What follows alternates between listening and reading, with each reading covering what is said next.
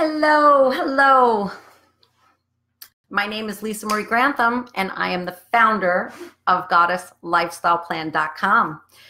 It's a proprietary system where I teach women how to create their gorgeous goddess lifestyle. And also for those women who feel called, I also do business coaching because I just love seeing women step into their power, step into their brilliance, and share their gifts with the world. So welcome. Today we're talking about my favorite practices for full moon. Today happens to be the full moon in Aries. So it is a pretty powerful day energetically. And I thought, you know what? Why not talk about what I love to do for full moon, right? We all want to design our goddess lifestyle. And if you're in my world, that's what you're interested in doing too. And living in harmony and in flow with nature and the rhythms of nature is part of living a goddess lifestyle for me. We women are cyclical creatures. And honestly, I think the minute we plug into those cycles of nature, we really start to feel connected. There is so much wisdom in the cycles and the rhythms of nature. And I don't know, it opened up a whole new world for me, and I just love so much teaching about it. So we're going to be talking today about full moon. Like I said, today is full moon. At some point today, it goes completely full. I think at like 5 o'clock at night, p.m. Eastern. So, but we're in the sign of Aries, which is a fire sign. It's a very individualized sign, and it's fiery energy. It's like whoosh, you know, like right off the bat. And it started me thinking, I just led a full moon circle for my inner circle group, the Goddess Lifestyle Sisterhood. And we were talking a lot about this energy. And I said, I'm going to jump on and do a Facebook Live about full moon ritual. So a couple of things. If I'm a words of affirmation gal, you know this, I say this every time. And if I'm saying something that you really like, I love to see hearts. I also love to see you kind of commenting in the comments. I have them up in front of me here to the side. I love to hear what you're thinking, and it just adds to a really beautiful conversation. I just love the synergy of being able to kind of hang out with you and talk about these amazing, magical, spiritual empowerment topics, and it just lights me up. So, and also throw me hearts. Throw me hearts. They're easy to do. And if you're watching this on replay, let me know, right? Replay. And if you're watching live, let me know where you're calling in from. I always love to see where the women are joining me from, because it's all around the globe and stuff. And it really just lights me up to know that I'm reaching women far and wide with my work. So, all right. So these are some of the things I like to do for full moon. Full moon is it's a time in the lunar phase when it's a go for it time, the go for it time. It is when the moon is at her pinnacle of energy. She's the largest she's going to be in the sky, and it is just a go for it time. Magically speaking and energetically speaking, up to full moon, from new moon to full moon, it's called a waxing moon, and that means that the moon is growing in size in the sky, and we are working on what we want to create or call in or materialize this particular lunar phase. It could be anything that you set intentions for at the new moon. And this is the time of going for it. But I think there's so much more that you could do during full moon.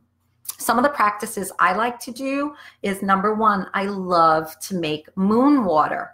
I love to make moon water. I speak a lot about moon water in my inner circle group, the Goddess Lifestyle Sisterhood, because, you know, it's a little bit more advanced than the stuff I share just out in the world. But, you know, about ingesting moon water, which kinds of moon water I think are, the world according to Lisa, I hypothesize are the best to ingest and the ones to avoid. So, but I wrote an article about it, and I linked it up top in the description here. You'll see how to make moon water, and there's a link, and you could go right to the article. So you could be making moon water tonight.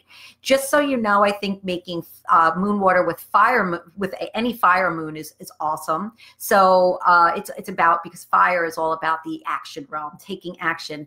And if you've been feeling like you're a little bit like uninspired or a little bit dragging ass about stuff, you're not really good at getting shit done, like making some moon water during a fire moon is what you want to do. And you could use, I list in the article all different ways you can utilize that moon water in your life and in your spiritual or magical practice. So that's pretty cool. So there's a link up top. You can make moon water. How I like to do it, just so you know, is I like to do it in a glass vessel. And I like to try to get it in the actual, where the moon's beaming down on it. That's not always possible for everybody. I think I address it in the article, but you could definitely put it on a windowsill. It's really your intention that matters. And even though you don't see the lunar energy, really the light coming through, it's flying all around. So trust me, your water's getting it, and just enjoy it. So I like to put some crystals around my moon water, especially clear crystal quartz. It magnifies the energies always. That's what crystal quartz or clear quartz is for. It's for magnifying the energies. I don't know. I have 1,000 thoughts, one mouth, right? A million thoughts, one mouth, and it gets jumbled up sometimes. Trying to slow it down, girl. So let me know where you're joining me from. I see some eyeballs on here, so I want to know where you watching me from. Where are you hanging out? Where are you? That's what I want to know. You could host a full moon gathering if you were, in the mood to not be a solitary for a full moon practice or a ritual.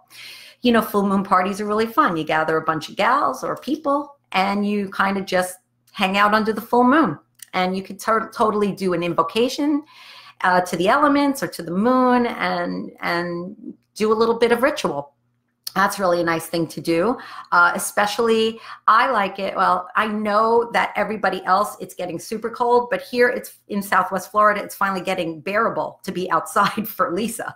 So, I'm like, okay, I could be outside now, because even in the summer, the nights are even hot here, but certainly I could be outside much easier during nighttime than the daytime, because the daytimes are brutal for me here.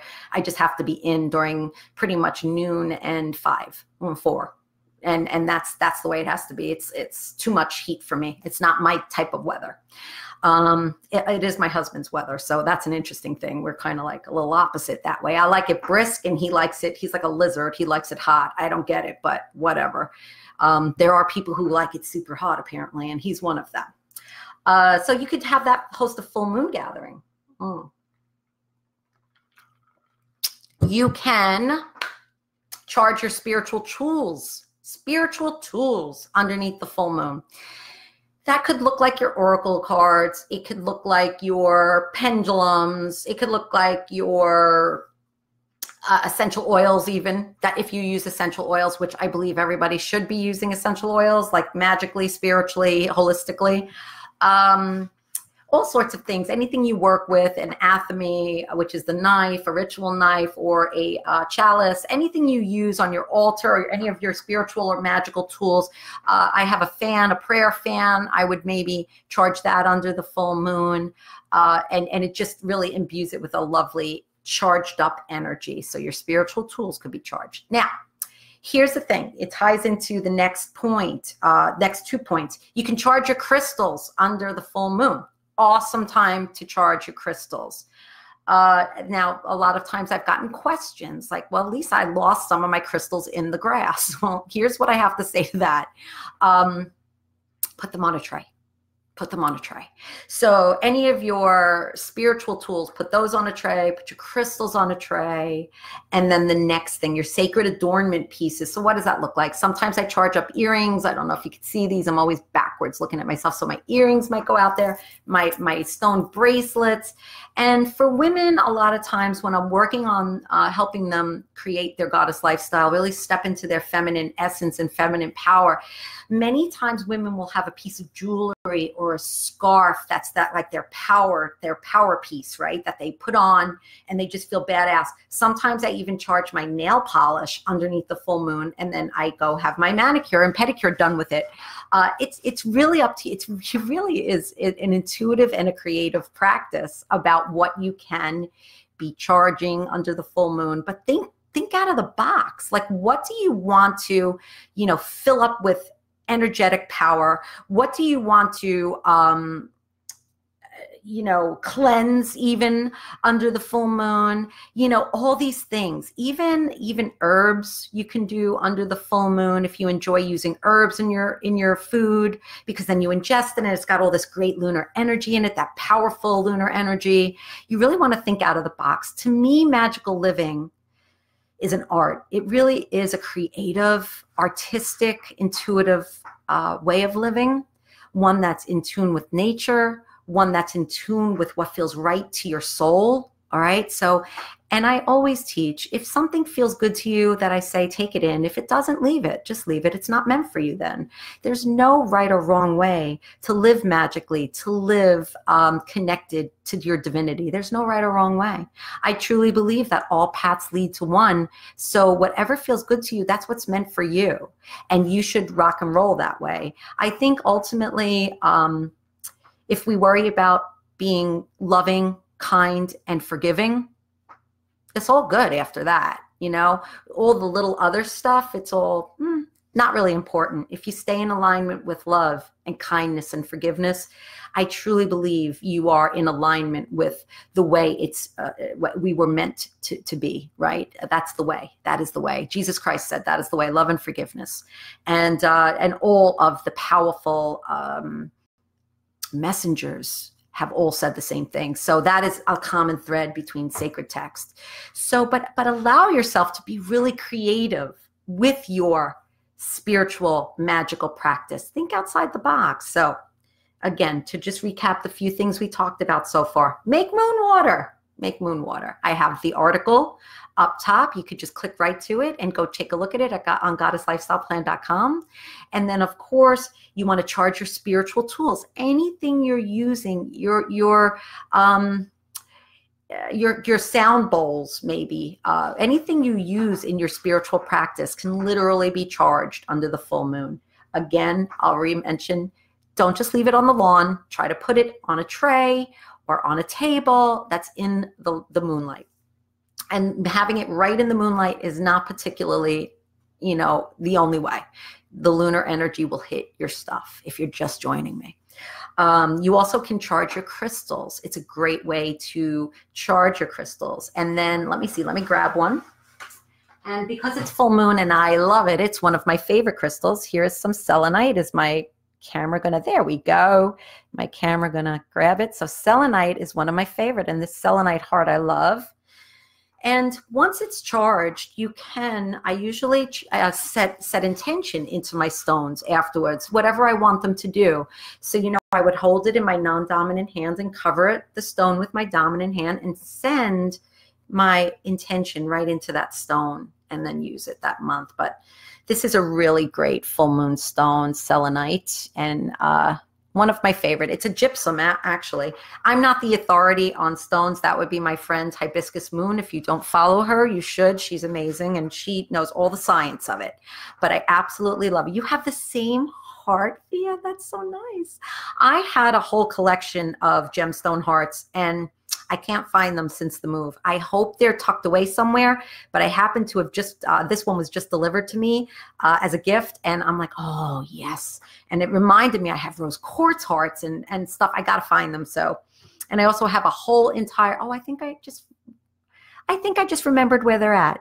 I have a whole collection of heart-shaped rocks that my children have gathered for me all throughout their life. So I have a bowl full of heart-shaped rocks, and then I put, I think, my heart-shaped gemstones and stuff in there. So thank you for saying that. I think I just remembered where it is, because I put that in my sentimental box when I moved, not with my magical tools. So anyway, so now I think I need to know where I got to go get them. But yeah, that was such a cute thing. My kids used to go and find these heart-shaped rocks. Some of them are really like mangled looking, but they're kind of heart-ish, and they bring it home and give it to me, especially my son Noah.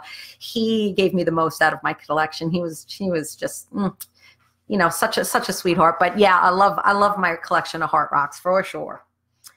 So you could charge your crystals under the full moon. You can charge your sacred adornment, anything you love wearing that you want to create it to be, you know, imbued or, you know, with full moon energy, that lunar, powerful lunar energy. Any of your power pieces, it could be a scarf, it could be glasses, it could be anything.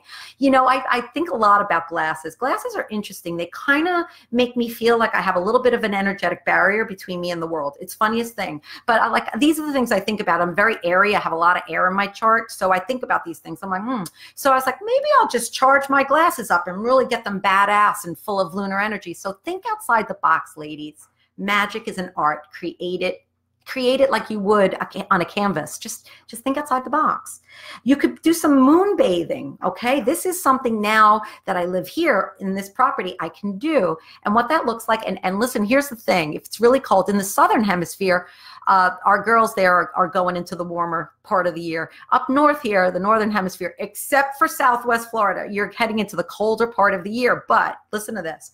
Moon bathing basically means you go out there in a robe or something, and then you lay down on the ground and open the robe and just lay in the lunar energies, like you lay naked out there. And I could totally do that now, and I will do that now. I hope the bugs don't eat me up, though, because they're savage down here.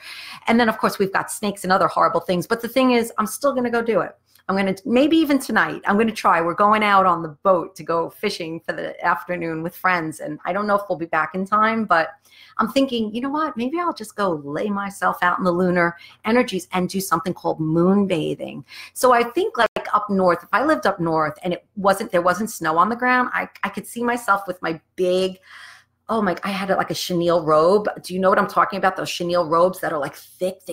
And I would probably just put that around me and then just go lay that down on the ground and lay down in the lunar light. So how cool is that? Let's see what else. You can be calling in your desires, okay? Full moon is all about calling in. There's two things you can do during full moon, and this is the world according to Lisa. Again, you just have to do your due diligence. If it feels good to you, then rock and roll with it. If it doesn't, do your due diligence. But I believe there's two things, objectives for the full moon. Calling in what you want powerfully, the go for it time, or releasing the shit out of something. I never call in and release on the same full moon. That's how I roll because it doesn't seem right. It can be done if it feels right to you. Roll that way. There's no right or wrong. It just doesn't feel right to me. So I just want to give that disclaimer. So you can be calling in something because this is the go for it time. Now, I have done this over and over in my life, and I've gone out under the moonlight in a chair, and the moon is glowing there, and I just make a proclamation. From this minute forward, this is my powerful decision, XYZ. I'm calling this in. Or I'm done with that. It's one or the other. And sure enough, when all of me was congruent, all of me was in alignment, my thoughts, my beliefs, my actions were in alignment, I'll be damned. I swear to God, every single thing came true. Every single thing I ever proclaimed under the full moon came true because I was ready. I was either done with not having what I wanted or done with something that needed to go, if that makes sense. So I was fully congruent and in alignment, and sure as shit, I called it in every time. And I believe that you will call whatever it is you desire in, or whatever you desire to release out, you will get rid of it, purge it, if you are congruent and you make a really powerful decision around it and make that proclamation to the full moon. She is listening. She will answer, I promise. So that's what you could be calling in, what you want. You just go for it. This is what I'm calling in. I made the decision right now. This is happening. This is happening. That's the energy it has to be. This is happening. There's no other way. Decision. And then the final thing is a release ritual. Listen, there is no way that I continue to grow and heal without releasing. That's the only way we all do it. Our feelings, our thoughts, they're not solid, but they take up energetic space. They take up energetic space within us. And it's very, very important you just release that. It needs to be done continuously. Now, because I follow magical living, energetic living, nature, I release on a macro level, which is seasonal. And this is the autumn, the fall. And the fall is energetically the time of release anyways. But you could also be releasing every lunar cycle. I kind of view it as a macro, which is like the seasonal, and then a micro, which is the every lunar phase. So I do have something that could assist you if you're not sure, or you really want to have a powerful release for this full moon or any full moon in the future. I have something called a full moon release ritual. It is my personal process. It has a bunch of bonuses in there, and it also has my truth letter exercise, which is by far the most healing and empowering friggin' frigging thing I've probably ever created. It is in there. The link to take a look at my full moon release ritual is above in the description as well. You could see if it's a good fit and if you want to, invest in it. But definitely release. If you are feeling like life is not going the way I want it to go, you are bogged down with negativity and toxic thoughts, toxic behaviors, toxic people, release. Make this moon a release moon. And you will see things to start to take a shift because energy takes up space. So when we clear out that negative energy and create healthy space, new and better usually comes in, especially when we're working on ourselves and working on our life, working on our personal growth, our spiritual growth. We're constantly evolving into the next most powerful and healthy versions of ourselves. So you want to be always releasing, calling in, releasing, calling in. That's how you create your goddess lifestyle. All right. And I just want to show you something really quick too. Another great stone for full moon is moonstone. Let me get that over there. I hope it will show the great flash on it. Not really. It's so hard for me to get it to focus. There we go. I love working with moonstone on the full moon too. I wear my moonstone. I kind of wear moonstone all the time. It might be my favorite stone for jewelry. I can't decide. I kind of love labradorite too. I love black everything. And it's so hard because as in New York, I wore, I love every shade of black, light black, dark black, medium black. I love all black and I love purple too, but I always wore black. And I'm trying to not wear so much black, especially because it's so hot down here, but I can't help myself. I just love the color black, every color of color black. I love it all. So, but I do love me some moonstone and labradorite. Labradorite is the stone of new moon. And I will probably do a new moon Facebook Live for you too, to tell you kind of like the things I do for new moon, the practices.